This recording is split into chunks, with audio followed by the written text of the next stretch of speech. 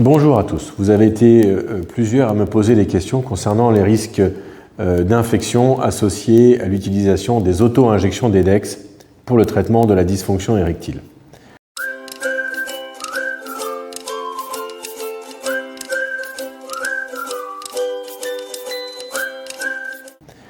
La dysfonction érectile, lorsqu'elle est sévère ou qu'elle résiste aux traitements médicamenteux oraux, va nécessiter l'utilisation d'auto-injections.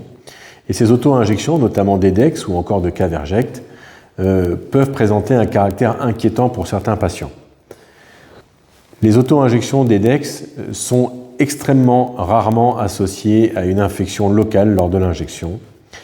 Et la recommandation qui est faite par les urologues lorsqu'ils proposent ce traitement à un patient est toujours d'observer une bonne hygiène cutanée, tant au niveau des organes génitaux qu'au niveau des mains au moment de l'injection. Moyennant ces précautions, il n'y a pas d'infection de la peau et encore moins d'infection des corps caverneux.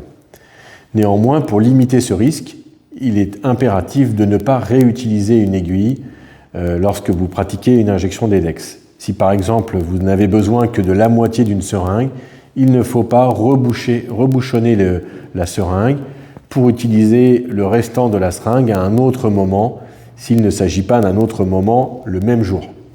S'il s'agit du même jour, cela peut encore s'entendre, même si c'est déjà en dehors des recommandations.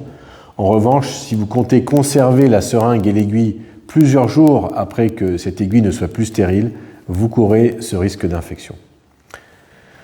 Enfin, pour répondre à la question d'un des internautes qui suit la chaîne, il n'y a pas de risque infectieux lié à l'activité sexuelle qui serait pratiquée immédiatement après cette injection. En effet, la ponction que réalise l'aiguille d'EDEX, qui est une aiguille très fine, ne laisse pas une ouverture cutanée suffisamment volumineuse pour qu'il puisse y engouffrer des germes au moment de l'activité sexuelle et que ceux-ci puissent provoquer une infection du pénis. Il n'y a donc pas de risque à utiliser les injections d'EDEX sur le plan infectieux. Néanmoins, ce risque est limité si l'on respecte les règles d'hygiène des mains et des organes génitaux et si l'on ne stocke pas une seringue qui a déjà été utilisée pour la réutiliser plus tard. À bientôt.